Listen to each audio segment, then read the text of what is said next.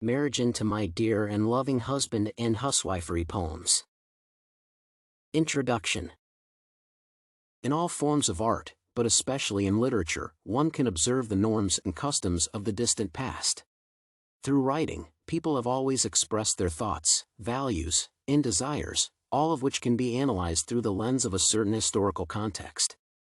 As Anne Bradstreet and Edward Taylor both lived in 17th-century colonial America, their creative work was naturally influenced by the Puritan values of the time.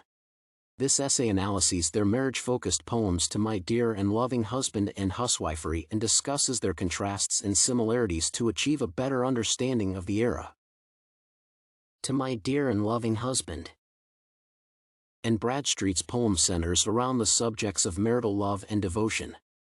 The author proclaims her passionate love for her husband, claiming that she prizes it more than whole mines of gold. The viewing of love in the poem is elevated and almost spiritual, with Bradstreet being proud of her love for her husband and feeling like the happiest of wives. This can be viewed as an interesting contrast to certain views of her era. The Puritans are historically known for perceiving any form of passion, particularly when displayed by women, as sinful, but Bradstreet subverts this concept.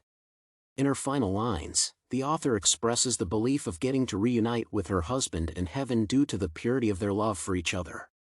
Due to this purity, the author believes, their passion is God-honoring rather than sinful.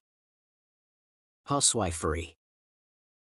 Edward Taylor's poem is focused on humanity's relationship with God and has been undoubtedly influenced by his life path and career as a pastor. The three verses are united by the metaphor comparing humankind to the weaving tools in God's hands. The narrator prays to be aided in developing understanding, will, affections, judgment, conscience, memory, the Christian virtues he strives toward. The poem overall indicates absolute devotion and submission to the will of the divine, as Taylor directly talks about being an instrument of God, a universally recognizable Christian image.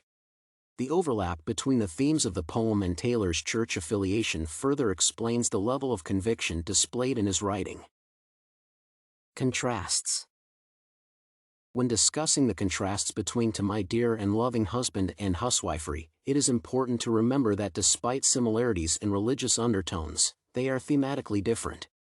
If Bradstreet's poem is, from start to finish, a love letter, Taylor's can be compared to a continuous allegory and even a sermon. Both works tackle love and intense devotion, but even when talking about Puritan poems, loving a man and loving God is not the same subject matter. Furthermore, if Taylor's poem's message is completely in line with the norms of his era, Bradstreet partially opposes them. She is a woman taking pride in her passion and romantic love for her husband, for which she could have been harshly judged during that period. He is a pastor addressing his Creator with expressions of self-renunciation and obedience, perhaps one of the highest valued virtues at that time. Other important differences between the poems in question are related to the style in which they are written. To My Dear and Loving Husband is straightforward in its meaning, with Bradstreet praising her love for her husband in expressive terms and emphasizing it with internal rhymes and rhyming within the lines.